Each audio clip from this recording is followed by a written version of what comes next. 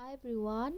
welcome back to my channel. Nasidi ayi ipong numitki aina satrasingda sum kaino khara ngamjaba pizage tawbane ado sida macaroni hawnaba mapo machay leire sida kobi leire sida teloi soire sida carrot soire sida na beans soire aduga sida na macaroni sise putri ko ngahaler putke tawbane ado mathang sum yengminase si machan kai loi sembal loire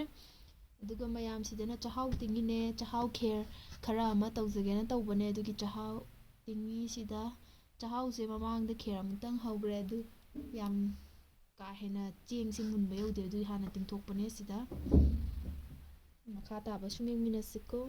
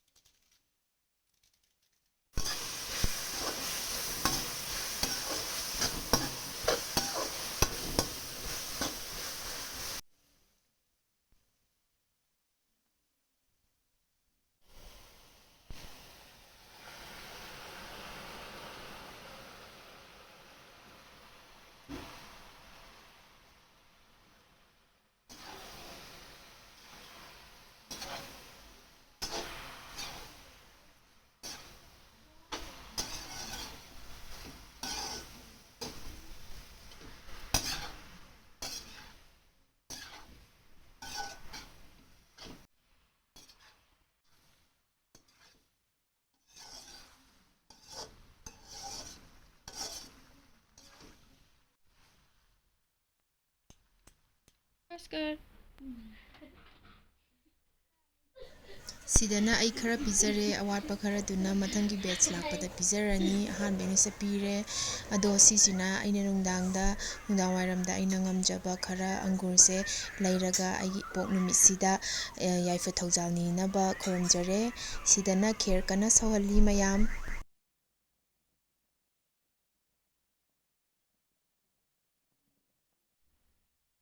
Sidana ay salad semgena tawjari salad se gajar ne thavi ne tomato ne kobi ne adagi tilau ne aduga badam asuba kharaga ne si tawrise ado si tawraga akogi neighbors ani lay aduda khara pire na si sagol sengi sanga chadabe yawe haina roti ne kheer ne tawbane aina sise ada macaroni sisu vegetable macaroni ne asisu khara hape aduga moigi husband aduga macha singdi adum chaba yaina aina yen khara khaido e yum ani gi smaina tawraga pire aduga sidagi lemhauba kharaduna khoi chare adona si aigi ipok numisida aibu wish pibirapa aigi family baba chiche ni ne mayam thank you moigi mapandagi aina si aigi birthday se pangthok jaba ngamjabane birthday tawnabane haina moina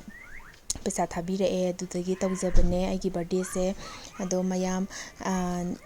sida leire sumna sigi ado sisina mathang nongan nungdanggi cha hinjang thongbada aina lafu singju sujabane ado matek makha sum yingbiroko adaidi sida nga tawba khara leire nungdanggi dinner ne kangsoi ma thongjale ado lafu singju se mimi ga hapaga khara sura charge kuire lafu singju chadaba mayam angang machagi slipper ne nungsidra icha nupai ne nenena masu nupa gi rena bazar chapada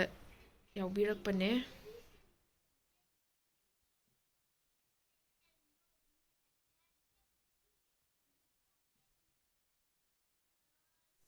mayam aisi lafuse ngari ne morok ne tawraga naikhaijare sida thumjo hape lafu singju se adagidi sidana hawai mangan khara sujare manipurdagi purakhibadune ado aroiba oire sise aina singju tawbada he hapjabane dasmai pathunjarage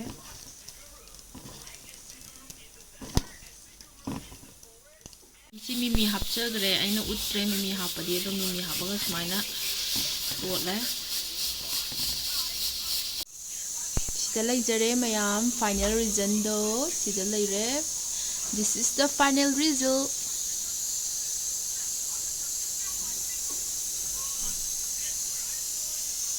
banana stem, cabbage, pea and mimi singju. mayam aigi video sibu like share subscribe tawbiramuko didi mathangda muk thengnarasiko mayam. Bye bye.